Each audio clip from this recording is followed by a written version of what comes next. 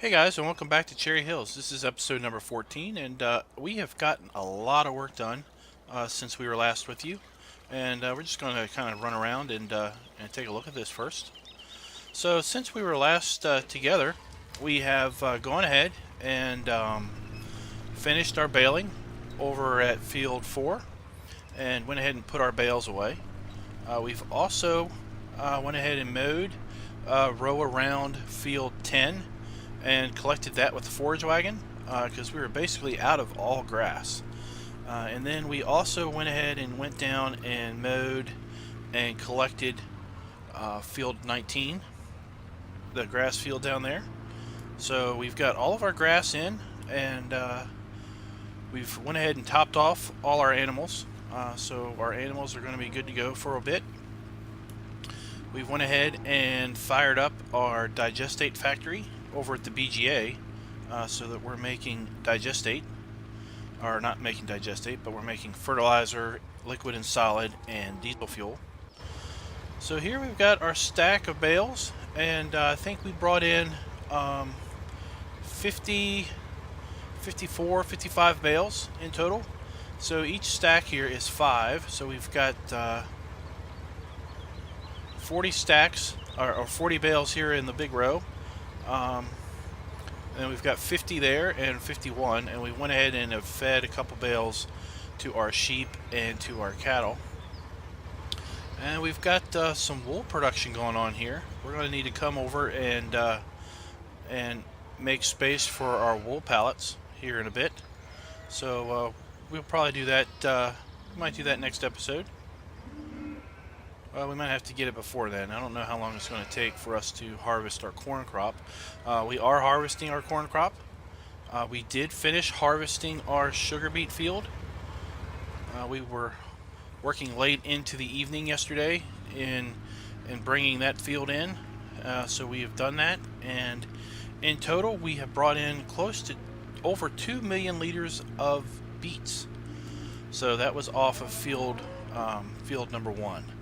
And let's take a look at that on the map. So field number 1 is down here. It is our smallest field on the map, and we brought in 2 million beets. Let's take a look at that. So we have 2,024,601 liters of beets. Now we've already used a few of these beets in our pig food machine to top it off. We also have noticed that we've got a very, very high price for beets right now. Right now our UMC bulk buy is $950 per 1,000 liters. So we are actually going to sell off some of these beets. Probably looking to sell off about 400,000 liters of beets just to get a little money back in. You may see here that our money amount is down a bit from the last episode, and that's because we overnight had to make 2 lease payments on our 2 fields that basically amounted to about $700,000. So that took us down pretty low. It took us down to about 700,000, because by the end of the day we had actually accumulated up to about $1.4 million. So that was a pretty substantial hit, and thankfully, with our industries, we had a great demand, if you recall, on wood chips. So we sold several loads of wood chips, and that's basically been able to bring us back up to just under 1 million. So here you can see our sugar beet our sugar beet amount. You can see our grass amount up there of 510,000 liters. So we should be good with sugar beets for our pigs for basically the foreseeable future of owning our pigs. We are up to 115 pigs, so starting tomorrow I suspect we will be sending some pigs down to the animal processing plant. So just a little other highlight of what we've got going on here. We've got 362,000 liters of silage made up. We should have a full container of pig food. Yeah, we've got 150,000 liters of pig food, and we could top off some of our ingredients here if we wanted to, but we should be good for a while. And we should have got topped this off. So we've got 150,000 liters of forage, and our silage, grass, and straw, we're all at 89 to 90% on that. So we've got a fair bit of that going on. So let's go ahead and park our gator out of the way and get our, we're going to bring in one of our farm workers to run some beets down to the sell point. Now the U.S. Marine bulk buy is right up the hill here, so we're not going to have too much problem in getting. Oh, look at our eggs. Just go ahead and pick those up. Next time we're in town, we'll sell some eggs. So we shouldn't have too much time getting 10 loads sold fairly quickly, given the sell point is so close in proximity.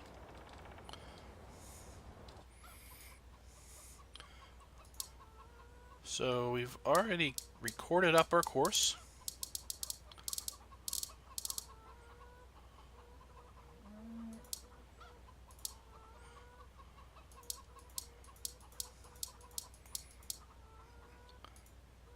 Sugar beets, and we're going to do 10.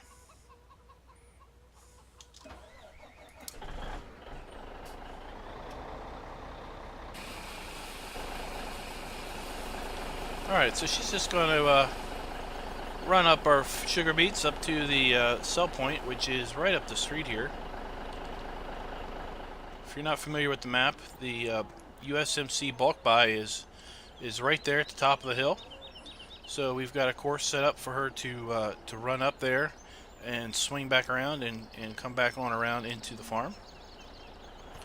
And now we're going to make our way over to our cornfield because we've got some harvest to bring in. We've got quite a field of corn, and in fact we've already brought some corn in. Let's take a look at our screen and see how much corn we've already got brought in. There she goes. So we've already got 237,000 liters of corn brought in, and when we get over the field, you'll see how much progress we've not managed to make. So we should have a very large corn crop this year. And I mentioned that we were probably going to put grass in field 1. Don't think we're going to do that now. I think we have a pretty good supply of grass to get us going. One of the reasons we were pretty low on grass was needing to get the silage silo stocked up and to get the forage machine stocked up. So now that we've done that, we should be good on grass for a while. So I'm actually thinking about putting just a regular crop in field 1. Not really sure what we're going to plant quite yet, but we've got our case Steiger down there with our cultivator. We're probably not going to get to cultivating this particular episode, but we'll probably start cultivating that next episode, and we'll probably work on getting our corn harvested both on and off camera so that we'll have that completely done. So we're just going to park our gator over here under the shade. And what we've got set up over here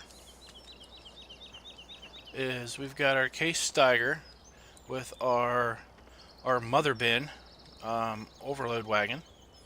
And this particular mother bin holds about 150,000 liters of product, I believe. It's not something you necessarily want to be pulling around loaded given to the weight. We've got our overloader truck here that will be unloading our harvesters. And then since we've got our semi tied up with sugar beets for now, we're going to use our straight truck here to transport the grain.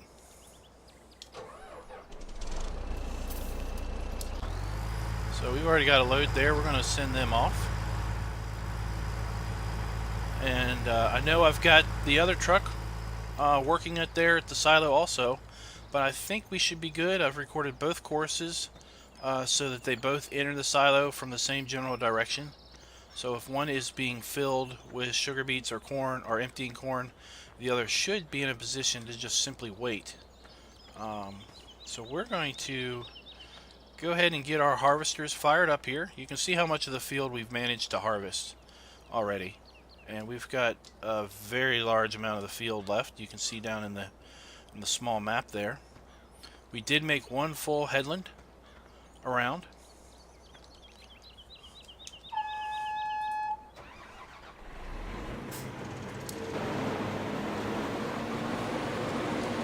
Let's get this guy up and running up here and see if we can maintain some resemblance of a gap.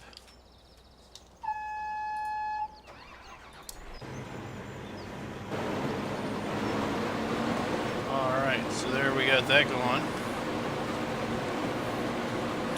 So, if you recall from our seeding episode where we talked about setting up a course play with dual equipment, that basically what you want to do is you want to set up the working width to be double a single width of a single implement, and then you want the offset to be the equivalent of, let's jump in cab here, get a little quieter.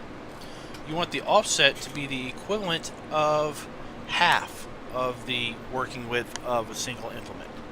So I set that up initially like this, but I had made a mistake, and I had set up I had started the wrong implement first, basically.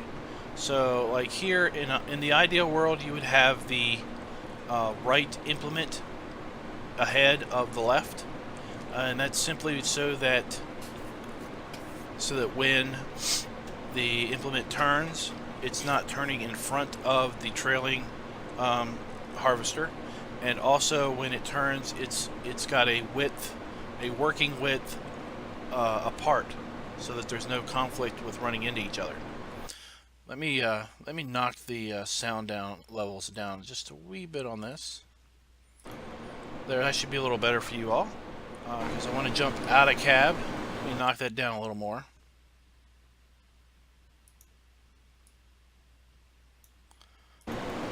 So what we've got here is, you can see that we've got a little bit of extra. I'm going to knock that down just a hair more. There we go. So we've got a little bit extra unused, and that is because when I first set this up, we had a working width of 4.5 meters on the corn headers as far as an offset. But when the left one there made its return pass, it was basically hitting the right harvester. So we've adjusted this down. Hopefully I've got it adjusted right so they'll just simply pass. We're going to check that out and see how that works out. So you can see that our truck has made its way back, and our sugar beet truck is still making his cell runs. So let's just sit back and see if these two harvesters simply pass in the day without any conflict.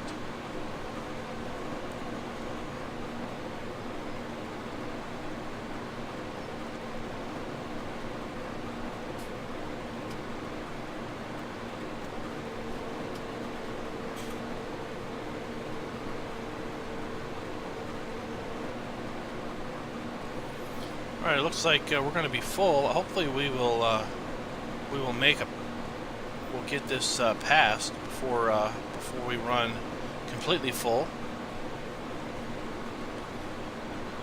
And hopefully there's enough of a gap between these two harvesters that they won't basically run into each other on the turn. But I felt that having the lead, the left harvester in the lead, at least for this direction, made more sense. So I'm not really sure why they're doing that, but now on the other direction, it doesn't really matter so much as to which harvester is in the lead and which isn't, because the outpipe is going to be in the field no matter what. But let's let's just run on over to our tractor, our truck. So it looks like we've got the offset set right now so that they can pass.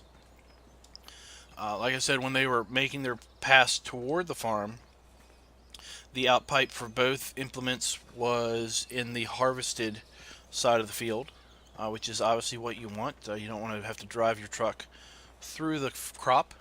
Now we do not run with crop destruction enabled, so we don't have to worry about destroying any of our crop when we make our pass here, because they're now on the pass away from the farm.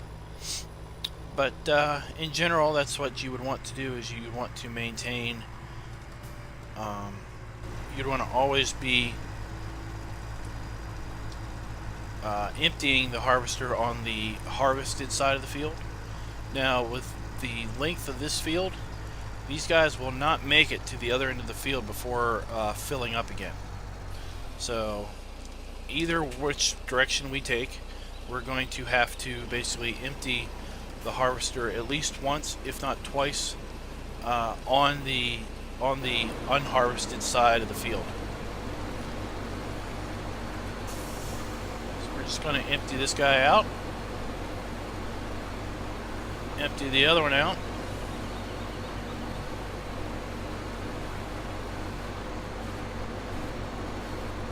Alright, he's empty.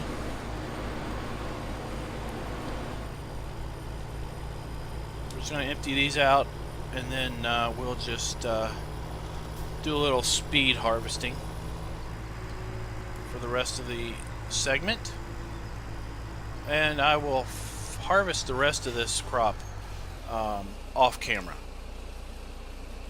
or we'll automate the process a bit more, and next time we come back we're going to be cultivating field 1 and thinking about what we're going to plant in there as far as the crop goes.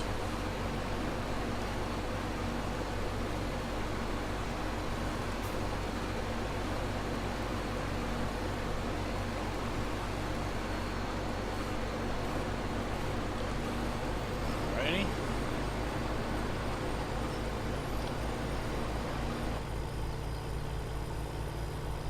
So no, we're not full, but we're just going to go ahead and empty this.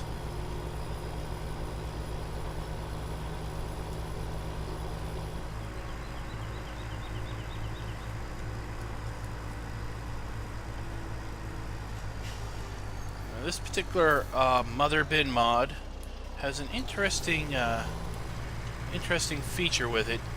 In the top has two lids, two sides, the lid that closes, and even though I have opened both lids, both sides, previously when we came in today to do this episode, the left side always seems to be closed no matter what position you leave it in.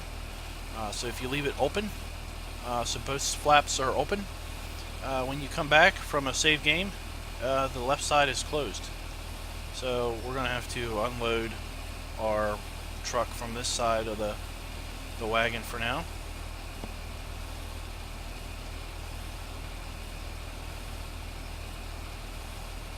And we really don't need to use this particular mother bin for this field, simply because the close proximity that we are to the fields, or to the farm.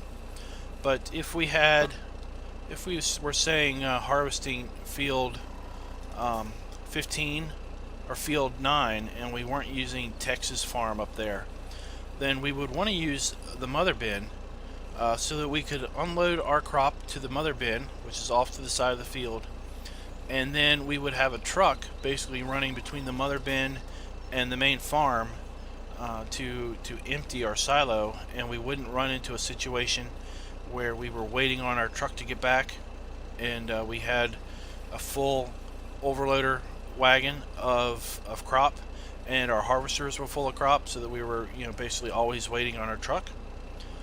That way what we can do is, since the mother bin has such a capacity on it, we can overload it to it. It's basically a portable grain silo, and then it can hold the excess grain that we managed to harvest while our trucks are making their way around the various, around the map to get back to us from the silo. So with that, next time, we're going to jump into some speed harvesting and see how much of this field we can knock out in the next 10 minutes or so. Hope you all enjoy.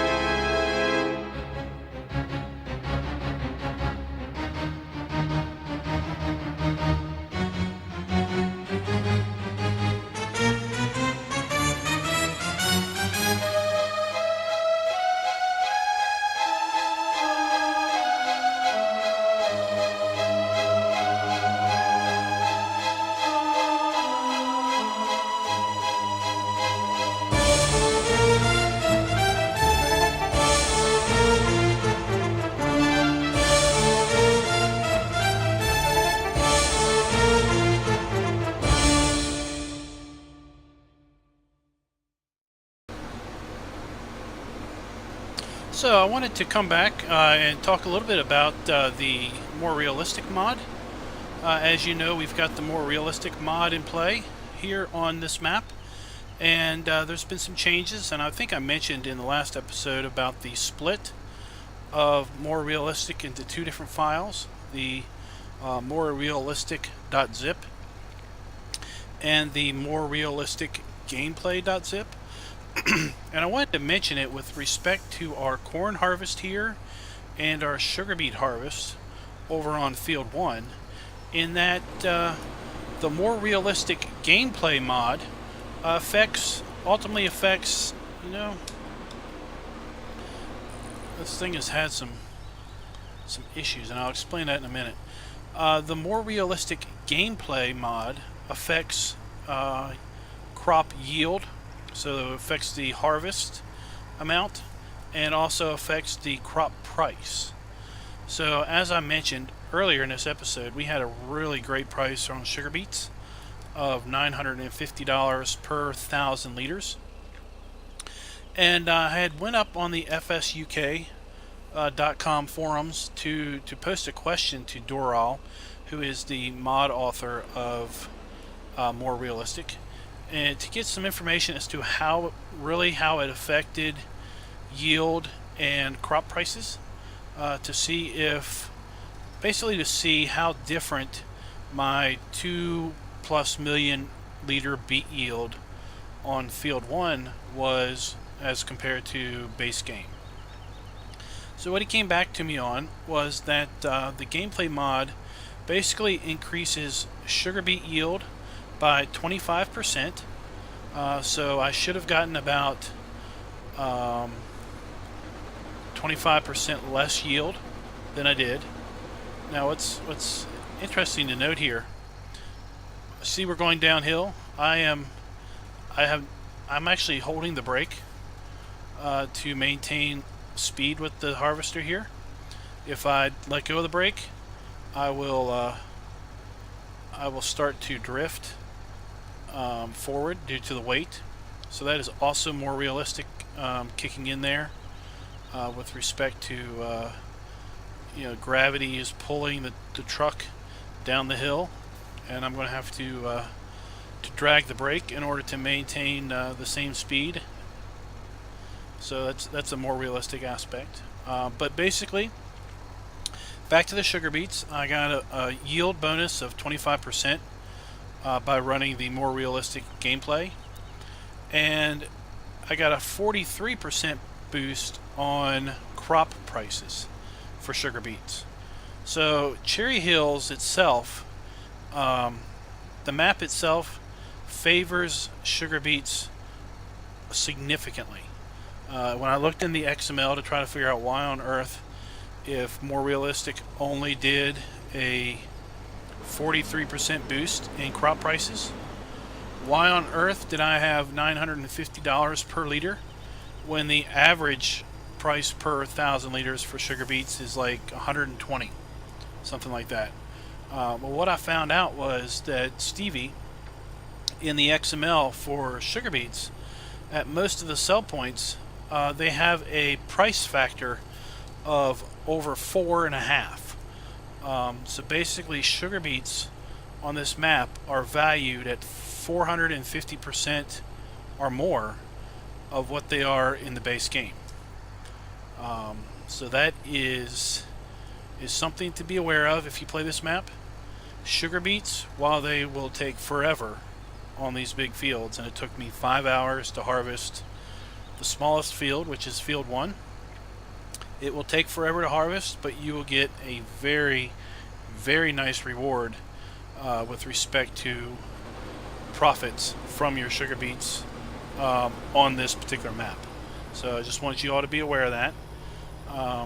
I do not know the exact percentage that corn is increased or decreased, but you can expect that the harvest here would be different without running the gameplay mod. So just wanted to let you all know, bring you up to speed on that, and let you just in case you're playing this map and you've done similar harvest and you're finding that your yields are different than my yields. That's probably why. It's because we're playing the more realistic gameplay mod, which does affect crop yields and does affect fertilization usage and seed usage and crop prices. So that's that information. So a little bit about this this truck and overload wagon combo. I seem to have issues every so often where I think the overloader wagon, the IT module overloader wagon, like slips on the back of the truck, and when it does that, the truck just doesn't want to drive straight. It kind of drives skewed off to the side. And basically, if I like go to unhook the module, it will kind of snap back in place, and then I'll be able to drive it again. It probably has to do with me taking a turn too sharp and the thing slipping. It may be related to the more realistic mod. I don't know, but that's what you all saw up there on the field was that happening. So we are going to finish the rest of this harvest off camera, and when we come back, we're going to think about what we're going to put in field 1. We're going to fertilize field 1. We're going to cultivate field 1, and we'll see where we are with that. So we're going to turn around field 1 here next episode. And I want to thank you guys for watching. If you like this video and you're not a subscriber, please go ahead and click the subscribe button. If you like the video, please click the like button. That will help me out tremendously with respect to recommended videos in the recommended search for other viewers. I want to give a big shout out to all my subscribers, because just this week we bumped 300 subscribers for the first time, and that is absolutely awesome, guys. To think that less than 3 months ago, I've probably been doing this for less than 3 months, and to basically have over 300 subscribers in that time period, I think is outstanding. Appreciate you all coming back and watching these videos. I really do enjoy comments. I like to reply back to comments.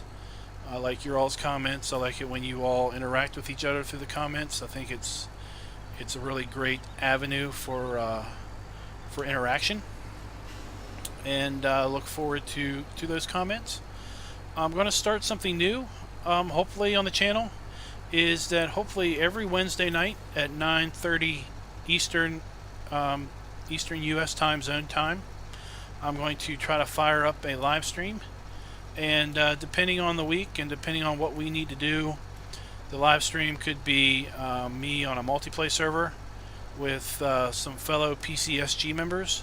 It could be me just kind of doing some work on one of the 2 maps that we have play series on, kind of just trying to get caught up, trying to do some off-camera work, and just firing up a stream to interact with you all, as opposed to just sitting here and doing it all off camera by myself.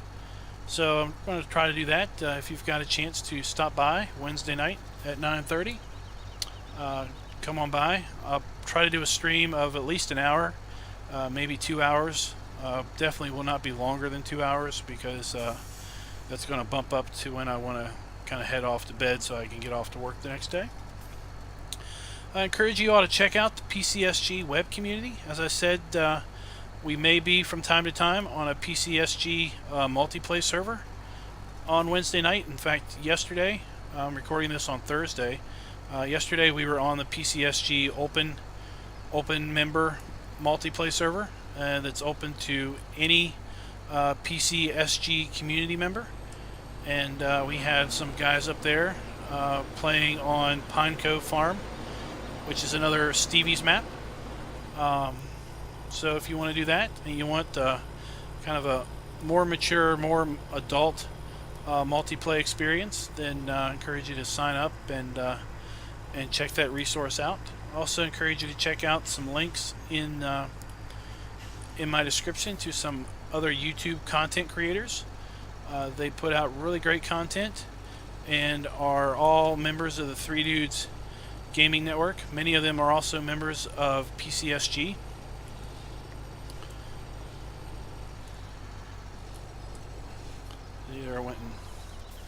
There went and did that thing again. There, it snapped in place. So until next time, guys, happy farming.